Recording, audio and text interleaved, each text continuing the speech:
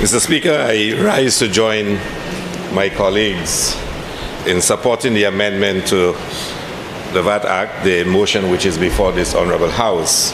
And like my colleagues, I want to take the opportunity to express my gratitude to the constituents of Castries South for returning me to this Honourable Chamber for a third time.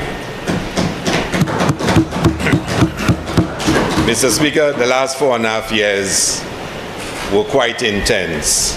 A lot had been said, a lot of accusations, a lot of statements. Social media was never quiet, Mr. Speaker, and I certainly not in the mood to repeat and to recount all the things that had been said. My mood is totally different, Mr. Speaker.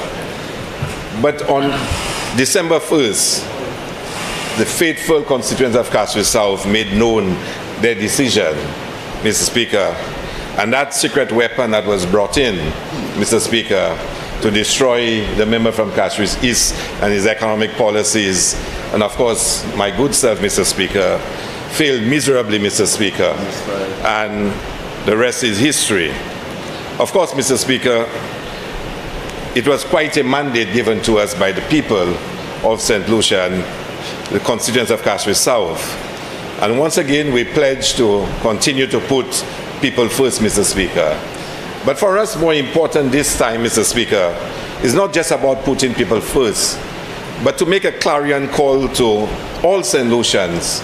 Let us move forward together. Let us do it together. I think we all witness the consequences of the political division, Mr. Speaker, the consequences of the bitterness and the hatred that such division can generate in our country. And we all around this honorable table, Mr. Speaker, sincerely believe that our country can be so much of a better place if we move forward together, if we work together, Mr. Speaker. And on this occasion, we are calling on all St. Lucians, let us work together. Let's put aside those differences that we have, and let us purposefully work together, Mr. Speaker, to raise our country. And like the Prime Minister keeps saying, let us make St. Lucia the best place to work and live in the region, Mr. Speaker. I want to say to my constituents that I will continue the work that has started in Castries South. Mr. Speaker, I am reminded often of the Cuba Railroad, Mr. Speaker. I know the member of Castries North, Mr. Speaker, had pledged that the Ministry of Infrastructure would have repaired this road, Mr. Speaker, and I will continue to lobby for the people of Cuba Rail, Mr. Speaker, and other areas where we started work, and we will continue to do so. So, to all the constituents of Castries South, a very special thank you for the support that you gave. There were many comrades who did not make it, with us on December the 1st, and this victory was really dedicated to them. So, Mr. Speaker, I want to also thank the Prime Minister, the member for Castries East, for, not making life any easier for me, Mr. Speaker. That, whereas we've done a lot in tourism and investment, creative industries, Mr. Speaker, we're now given an expanded responsibility, and I'm really pleased to have with me Honorable Estefan to join me as we continue, Mr. Speaker, to do the good work that we've started previously, but now having, an expanded portfolio. Of course, I'm really grateful to the minister who was before me, the member, for Soufrière, for Jacques. She's done a tremendous job, and I sat last night at the Business Awards and listened to her in a presentation, and really felt proud to be of a government that has already done so much, in the commerce, in the Ministry of Commerce, Mr. Speaker. And I know, and I want to assure her that we will continue the good work that she started, and some of the plans she had in place, we will see it through. And of course, we're going to, expand it even further to achieve some of the pledges, or all of the pledges that we have in our manifesto. So the honourable member can rest assured that her legacy will be safeguarded, and the good work that she has started will continue, Mr. Speaker. And of course, I'm not sure if to thank the Prime Minister or, to be I don't know what to say to him, but he's really given us a new platform for us to do so much more, Mr. Speaker. And I hope, of course, as usual, his guidance and his leadership and his own thoughts as to how we should navigate this new space will be forthcoming. And I hope that he will not be any less available than he has been in the past, Mr. Speaker. Mr. Speaker, I think as the Minister for Commerce, I probably will say a little more on the motion that has been said by other members before me. And I'll try to add to what the member from Constituency East would have said on the motion. And I'll try to present it in a very simplistic way for St. Lucians and for members of this House to understand the mechanics of what is before us. And I think, Mr. Speaker, I want to start off by pointing out some of the defining characteristics of what we are doing, Mr. Speaker, so people can understand what is being put before them. The first thing we should note, Mr. Speaker, is that this amendment does not apply to any services. It is only on goods. So anybody who believes that the VAT-free day extends to services, it does not. Only on goods. And that is very clearly stated.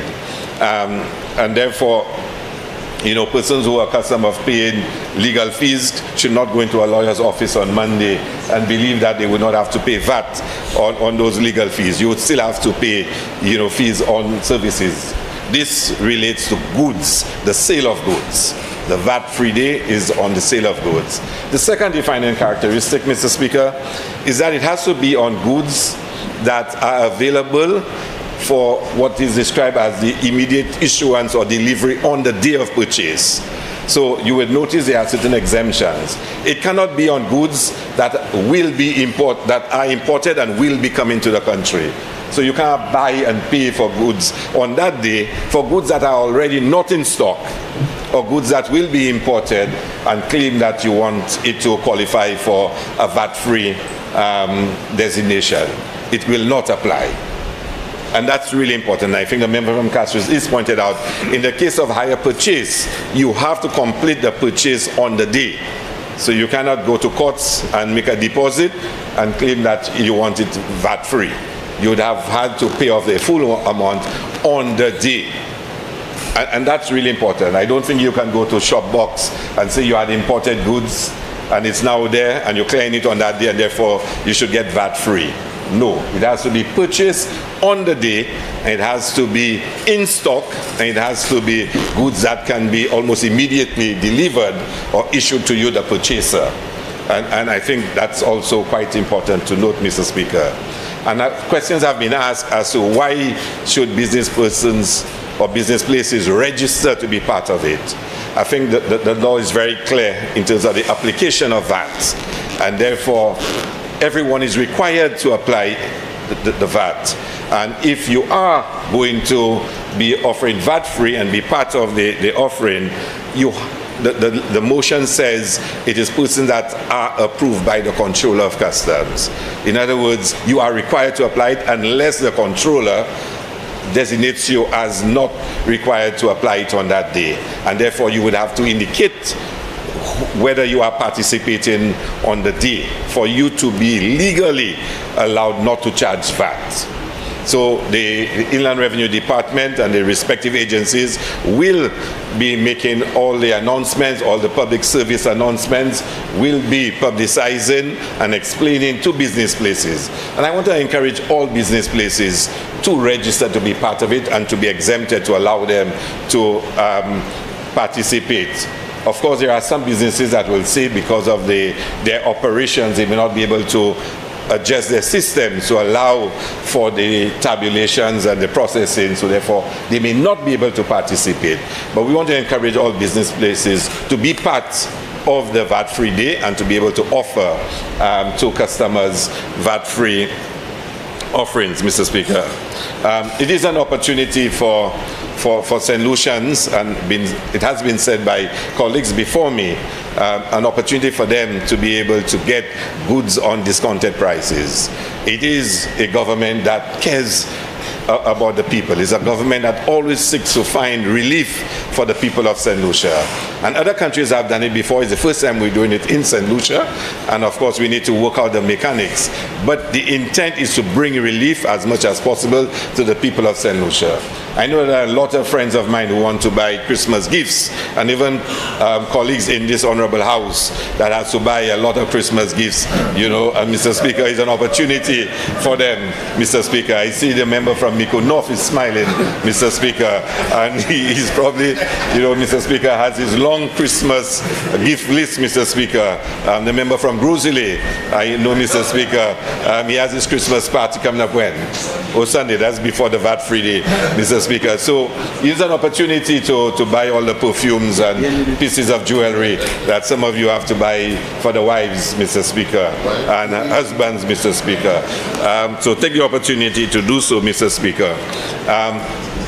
Mr. Speaker, you know, in conclusion, I want to, you know, wish all my colleagues in here very best wishes for the season and compliments, Mr. Speaker. And for us to look forward to the new year, Mr. Speaker, we have a very intense agenda ahead of us, and we're certainly going to be challenged for us to deliver on all the pledges and commitments that we made to the people of St. Lucia, Mr. Speaker. As always, I'm sure this Honourable House will be very lively and alive, Mr. Speaker, in the new year, Mr. Speaker. And I'm sure both the upper house and the lower house will be a place where many St. Lucians will be glued to their televisions and other, you know, platforms to see what's going on, Mr. Speaker. We certainly look forward as members, you know, of the government side to implement and to deliver to the people. And again, once again, to the people of Kaswi South, I want to thank you so very much, Mr. Speaker, for all the support that I was given and returning me to this august chamber. Thank you very much, Mr. Speaker.